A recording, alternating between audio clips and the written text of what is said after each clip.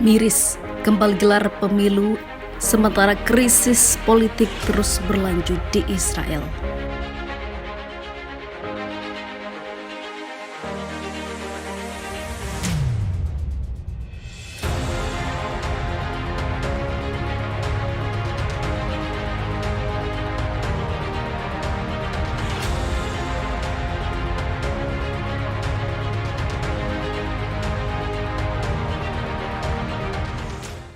Untuk kelima kalinya sejak 2019, warga Israel memberikan suara dalam pemilihan nasional pada hari Selasa 1 November 2022.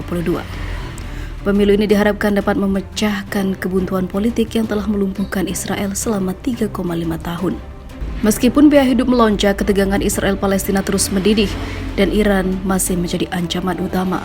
Isu utama dalam pemilu itu sekali lagi adalah mengenai mantan pemimpin Benjamin Netanyahu dan kesiapannya untuk memimpin di tengah-tengah tuduhan korupsi besar-besaran.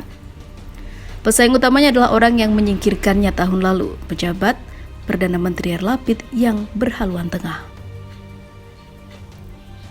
Berbagai jejak pendapat telah memperkirakan hasil serupa, kebuntuan. Tetapi pemain baru yang berpengaruh berpotensi menimbulkan perubahan dalam pemilu ini, Itamar Ben-Gvir, politisi ekstrim kanan terkemuka, melonjak popularitasnya dalam jejak pendapat belakangan ini dan berupaya mengambil sikap lebih keras terhadap Palestina jika ia membantu Netanyahu meraih kemenangan. Dengan mantan sekutu serta orang-orang didikannya menolak duduk di pemerintahannya sewaktu ia diadili, Netanyahu tidak mampu membentuk pemerintahan mayoritas di Knesset, parlemen Israel yang beranggotakan 120 orang. Lawan-lawannya dari partai-partai dengan ideologi beragam sama-sama tidak mampu meraih 61 kursi yang diperlukan untuk berkuasa. Kebutuhan itu menjerumuskan Israel ke dalam krisis politik yang belum pernah terjadi sebelumnya, yang mengikis kepercayaan warga Israel terhadap demokrasi, kelembagaan dan para pemimpin politik mereka. Rakyat telah bosan dengan instabilitas oleh fakta bahwa pemerintah tidak membawa kebaikan, kata Yohanan Plesner, mantan legislator yang kini memimpin lembaga kajian di Yerusalem, Israel Democracy Institute. Didukung oleh para pengikutnya, Netanyahu yang berusia 73 tahun telah menolak seruan untuk mundur oleh lawan-lawannya yang mengatakan orang yang sedang diadili karena penipuan, pelanggaran kepercayaan dan menerima suap tidak dapat memerintah. Netanyahu membantah melakukan pelanggaran, tetapi detail memalukan dari persidangan yang kerap menjadi berita di halaman depan. Dalam politik Israel yang terfragmentasi, tidak ada partai tunggal yang pernah meraih mayoritas di parlemen dan membentuk koalisi diperlukan agar dapat memerintah. Jalur yang paling memungkinkan bagi Netanyahu untuk menjadi Perdana Menteri memerlukan aliansi dengan partai-partai ultra-nasionalis, ekstremis dan juga ultra-ortodoks. Partai-partai tersebut akan menuntut posisi kunci dalam pemerintahan Netanyahu dan beberapa telah berjanji akan memberlakukan reformasi yang dapat menghilangkan masalah hukum Netanyahu. Partai ultranasionalis Religious Zionism telah berjanji akan mendukung legislasi yang mengubah undang-undang, melemahkan peradilan dan dapat membantu Netanyahu menghindari vonis bersalah. Kandidat utama yang berprovokatif adalah Ben-Gvir, ingin mendeportasi para legislator Arab dan ia adalah murid rabi rasis yang dihabisi pada tahun 1990. Ben-Gvir yang menjanjikan sikap lebih keras terhadap para penyerang Palestina, pekan ini mengumumkan ia akan meminta posisi di kabinet yang mengawasi kepolisian. Para pengecam mengatakan khawatir atas apa yang mereka anggap sebagai ancaman destruktif terhadap demokrasi Israel. Inikah awal hancurnya Israel dari dalam karena krisis politik yang menggerogoti menghancurkan demokrasi. Mengejutkan, Partai Arab cabut dukungan bagi koalisi pemerintah Israel.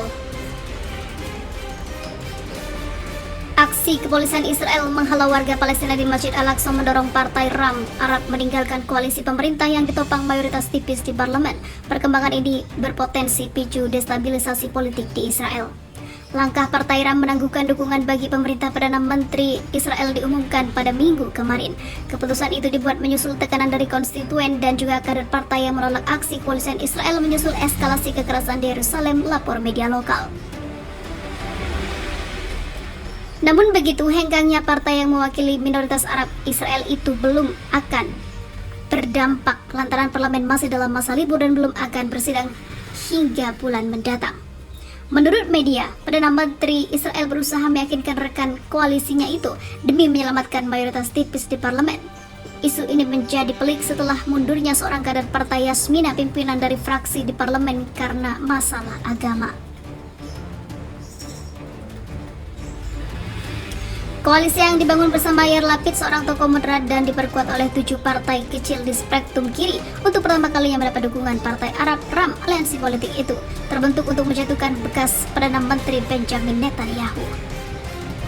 Mundurnya Partai RAM Arab memicu krisis pertama bagi pemerintahan Bennett sejak dilantik pertengahan tahun lalu. Israel sedang berada dalam periode instabilitas politik yang ditandai oleh 4 pemilihan umum dalam 2 tahun terakhir. Sementara itu, konfrontasi di Al-Aqsa. Aparat kepolisian Israel mengepung kompleks Haram Al-Sharif dan juga Masjid Al-Aqsa yang dijadikan tempat persembunyian bagi pemuda Palestina. Aparat mengaku dilempari batu yang dijawab dengan tembakan gas air mata karena sebuah pertempuran terjadi di area itu. Tindakan keras kepolisian dikabarkan juga menimpa warga sipil yang berada di sekitar masjid. Menurut organisasi Bulan Sabit, sekitar 160 warga Palestina mengalami luka-luka akibat polisi Israel yang semena-mena itu. Situs suci umat Islam itu kembali jadi panggung pertikaian antara Israel dan Palestina di kompleks Haram Al-Sharif yang berada di bawah otoritas warga Muslim. Menurut perjanjian dengan Israel, Palestina wajib mengizinkan umat Yahudi berziarah ke lokasi tersebut.